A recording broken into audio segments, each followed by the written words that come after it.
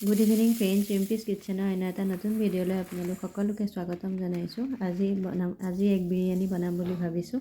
কুকাৰতনো কেনেকৈ সহজতে এগ বিৰিয়ানী বনাব পাৰোঁ তাকে আপোনালোকলৈ এটা ৰেচিপি লৈ আহিছোঁ। কেইটামান বাচমতি চাউল মই ধুনীয়াকৈ ধুই তিয়াই ৰখা নাই, চাউলখিনি ধুই পেলাই মই টুকি ৰাখিছিলোঁ। আৰু এয়া কণী আৰু আলু কুকাৰত বইল কৰি ল'লোঁ। আৰু কণীকেইটা মই ফালি এনেদৰে ফ্ৰাই কৰি লৈছোঁ। এনেকৈ দিলে খাবলৈ বেছি সোৱাদ হয়। আৰু আলুখিনিও ফ্ৰাই কৰি ল'লোঁ নিমখ হালধি অকণমান সানি। আৰু এয়া মিহি মিহিকৈ কাটি ৰখা পিঁয়াজখিনি মই ধুনীয়াকৈ তেলত ভাজি লৈছোঁ। এইখিনি মই ব্ৰাউন কালাৰ হোৱালৈকে ৰাখি দিম। তাৰপিছতে এইফালে কুকাৰ পাতি পেলাই ইয়াতে মই অকণমান ঘিউ আৰু ৰিফাইন তেল দুইটা মিলাই দিছোঁ। আৰু ইয়াত মই ইলাচি, ডালচেনি আৰু লং কেইটামান আৰু তেজপাত এইখিনি ধুনীয়াকৈ তেলতে দি ল'লোঁ। এনেদৰে কুকাৰত বনাবলৈ খুব সহজ হয় আৰু খাবলৈ কিন্তু খুব ধুনীয়া হয়, বহুত টেষ্ট হয় খাবলৈ। আপোনালোকে এনেদৰে বনাই খোৱা নাই যদি খুব সহজতে এবাৰ এনেদৰে বনাই খাই চাব। বনাওঁতেও বেছি টাইম নালাগে।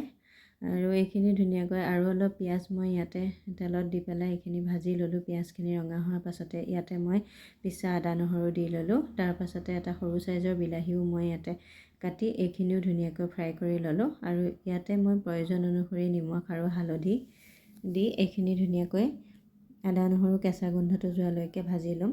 তাৰপাছতে ইয়াত অকণমান মই গেছৰ ফ্লেমটো কমাই দি ঠাণ্ডা পানী দি লৈছোঁ, কাৰণ এইখিনি দৈ দিছোঁ মই ঘৰতে কৰা দৈ, টেঙা দৈ।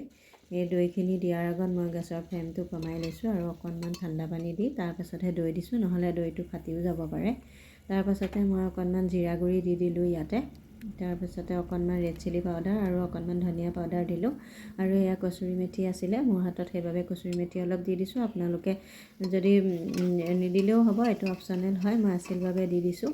আৰু অকণমান এইফালে বিৰিয়ানী মছলাও দি দিলোঁ। দি এতিয়া ইয়াতে টুকি ৰখা চাউলখিনি ধুনীয়াকৈ মই মছলাখিনিৰ লগত মিলাই ল'লোঁ। ভাজা নাই, জাষ্ট মিলাই লৈছোঁ।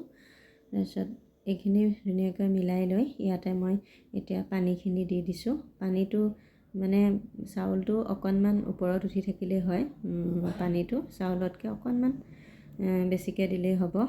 আৰু ইয়াতে মই কণী আৰু আলুখিনি দি দিলোঁ। দি পেলাই ইয়াতে এয়া ভাজি ৰখা পিঁয়াজখিনি দিলোঁ, ধনিয়া দিলোঁ, দি এয়া চিটি আহিবলৈ দিলোঁ। এটা চিটি অহাৰ পাছতে এয়া চাওকচোন ইমান ধুনীয়া হৈছে, এটা হৈছে পূৰা বিৰিয়ানীখিনি।